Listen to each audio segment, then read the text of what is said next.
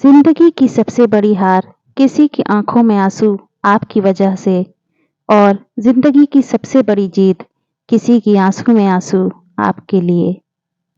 दिल्ली के metro station में सीढ़ियों के किनारे अंशुमन अपना सर नीचे किए हुए बड़ा उदास होकर अपने एक दोस्त का इंतजार कर रहा था। उसी समय रवि आता है और अंशुमन के कांधे में हाथ मारता हुआ पूछता है, अरे यार अंशु, तूने तो हाथ ही कर दी। तेरी शादी को भी एक सप्ताह भी नहीं हुआ और तू ऑफिस जा रहा है। यार पत्नी के साथ छुट्टियां मना, कहीं घूमने जा, भाभी को शिमला मनाली घुमा फिरा मौज कर।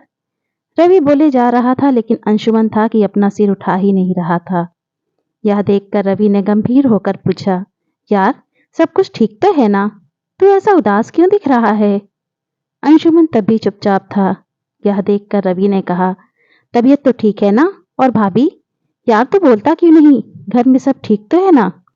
अंशुमन ने गहरी सांसें लेकर धीरे से बुदबुदाते हुए बोला, यार बहुत बड़ी गलती हो गई। स्वाति मेरे जैसे नहीं है, वो मॉडर्न नहीं है, गांव की है, अच्छी अंग्रेजी नहीं जानती।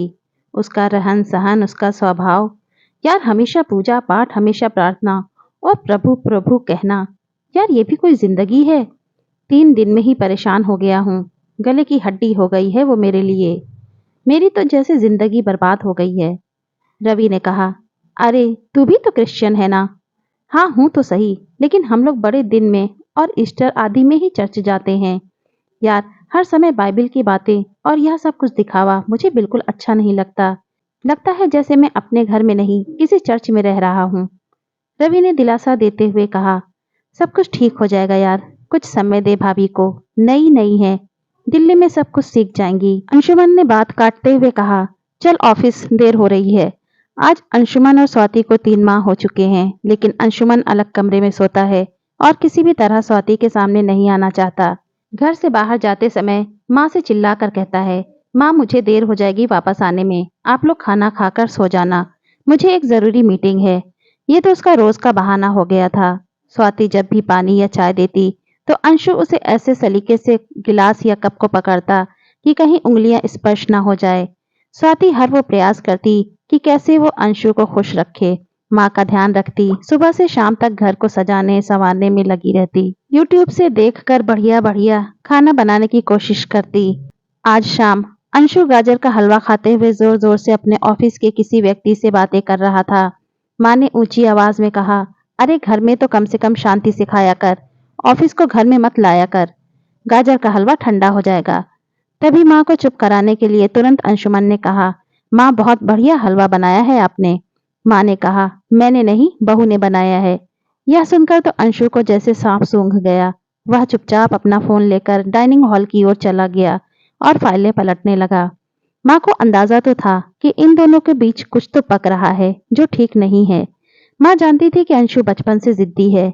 माँ भी सोच रही थी कि अंशु और स्वाति को कुछ समय चाहिए, धीरे धीरे शायद सब कुछ ठीक हो जाएगा।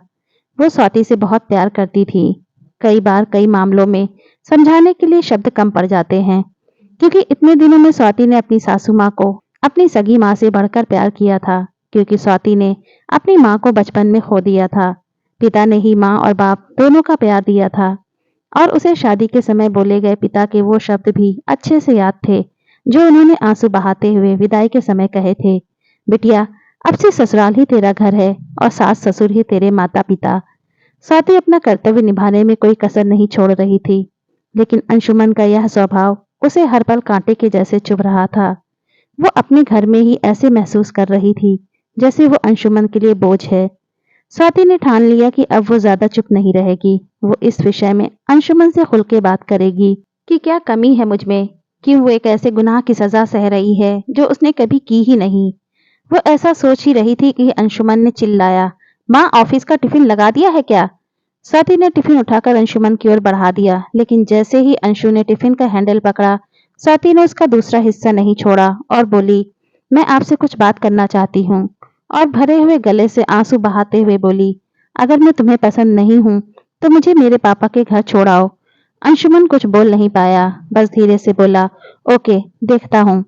स्वाति की ये बातें जैसे अंशुमन के कानों में जोर जोर से गूंज रही थी। पूरा दिन उसका काम करने में मन नहीं लगा। वो सोच रहा था क्या हो रहा है मेरे जीवन में, किसकी गलती है, क्यों यह सब कुछ हो रहा है? स्वाति सुंदर है, पढ़ी लिखी है, लेकिन आखिर क्यों? जो भी हो, अंदर से कहीं लग रहा है चलो अच्छा है पला टली। वो अपने घर चली जाएगी। कुछ दिनों में तलाक आदि के पेपर तैयार करवा लूंगा। वो भी किसी और से शादी कर सकती है और मैं भी आजाद। वो इस उधेड़-बुन में पूरा दिन कुछ काम कर ना सका और टिफिन भी खाना भूल गया। वो जैसे ही घर पहुंचा तो क्या देखा, माँ बिस्तर में पड़ी हुई है। उसे बहुत तेज बुखार है। स्वाति ने कहा, सुनिए, माँ को जल्दी किसी अच्छे डॉक्टर के पास ले चलिए। मैं सुबह से कह रही हूँ, चलो किसी ऑटो में किसी डॉक्टर के पास चलते हैं, तो माँ मना कर रही हैं। माँ कराते हुए बोली, अरे रहने दो बेटा, थोड़ा बुखार है, दवा खाकर ठीक हो जाऊंगी। अंशुमन ने माँ के माथे पर हाथ लगाकर देखा तो कहा, अरे माँ, बुखार से आपका शरीर तप रहा है। तुरंत टैक्सी मंगाकर वो माँ को लेकर अस्पताल पहुंचा। पूरे रास्ते स्वाति माँ को संभालती रही और माँ के लिए लगातार प्रार्थना कर रही थी और दिलासा देती रही, आप ठीक हो जाओगी, आप चिंता मत करो। डॉक्टर ने थोड़ी देर तक चेकअप किया और एक्सरे के बाद बताया कि माँ के पेट में रसोली है, जिसका ऑपरेशन जल्द ही करना बहुत जरूरी है। अंशुमन के पूछने पर डॉक्टर ने बताया 5 लाख की जरूरत पड़ेगी और उसके पास केवल एक दिन है पैसे का इंतजाम करने के लिए। यह सुनकर अंशु के डर के मारे हाथ पैर कांपने लगे। वो सोचने लगा, अभी शादी के समय ही तो कर्ज लिया था। दोस्तों को पार्टी देने में उसकी सारी जमा पूंजी भी चली गई थी। लेकिन वो अस्पताल से बाहर आकर जिसे भी हो सकता था फोन लगाना शुरू किया। सभी दोस्तों ने कुछ न कुछ बहाना बनाकर और दुख जताकर फोन रख दिया। उसने ऑफिस में फोन किया। वहां से भी मालिक ने कहा, देखो अंशुमन, लॉकडाउन के बाद वैसे भी हमारी कंपनी लॉस में चल रही है और तुम पहले भी एडवांस ले चुके हो। सॉरी, अभी हम तुम्हारी कोई मदद नहीं कर सकते। अंशुमन पूरे 2 दिन तक पैसों के इंतजाम में जहां जा सकता था वहां गया, लेकिन उसके हाथ निराशा ही लगी। अंत में उसे लगा, मुझे डॉक्टर से कुछ और मोहलत लेनी चाहिए। अगर हो सके तो 2 या 3 दिन के बाद ऑपरेशन हो, कहीं ना कहीं से लोन लेकर या घर के पेपर गिरवी रखकर पैसों का इंतजाम कर लेगा। थका हुआ वो अस्पताल पहुंचा और सीधे डॉक्टर के केबिन में जाकर डॉक्टर के पैरों को पकड़ते हुए बोला, सर, मुझे 2-3 दिन का और वक्त दे दीजिए। मैं आपका सारा पैसा दे दूंगा और ऑपरेशन के भी पैसे भर दूंगा। आप बस मेरी माँ की जान बचा लीजिए। मैं आपका ये एहसान जिंदगी भर नहीं भूलूंगा। अंशुमन रो रहा था। डॉक्टर ने कहा, अरे तुम क्यों परेशान हो रहे हो? तुम्हें तो खुश होना चाहिए। ऊपर वाले ने तुम्हें इतनी अच्छी पत्नी दी है। उसने पूरा पैसा चुका दी है। तुम्हारी माँ का ऑपरेशन तो हो चुका है और वो अब खतरे से बाहर है। वो अब बातें भी कर सकती हैं। आज छुट्टी हो जाएगी। आप अपनी माँ को घर ले जा सकते हैं। अंशु को सुनकर यकीन नहीं हुआ। वो दौड़ा और वार्ड में अपनी माँ के पास पहुंचा तो देखा माँ बिस्तर में पीछे टिकी हुई बैठी है और स्वाति उनके पैरों को हल्के हल्के से दबा रही है। अंशुमन को आज अपना कद स्वाति के सामने बहुत छोटा लग रहा था। वो भी माँ के पैरों के पास जाकर बोला, माँ कैसी हो? तभी नर्स ने कहा, इन्हें थैंक यू बोलो। ये आपकी पत्नी है क्या? इन्होंने रात दिन सेवा की है और पूरी रात जीसस से प्रार्थना की है इनके जीवन के लिए। अंशुमन स्वाति से नजरें नहीं मिला पा रहा था, फिर भी नीचे देखते हुए बोला, स्वाति, कहाँ से इंतजाम हुआ इतने पैसों का? स्वाति ने कहा, मेरे पास कुछ पैसे जमा थे जो मैंने गांव में बच्चों को ट्यूशन पढ़ाकर कमाए थे और कुछ जेवर थे उन्हें बेचकर। माँ ने धीरे धीरे आंखें खोलकर बुदबुदाते हुए बोली, बेटा, ये मेरी बेटी से बढ़कर है। और स्वाति का हाथ अंशुमन के हाथ में रखते हुए बोली, मैं तुम दोनों को हमेशा खुश देखना चाहती हूँ। अंशुमन की आंखों में पश्चाताप के आंसू स्वाति के हाथों में गिर रहे थे।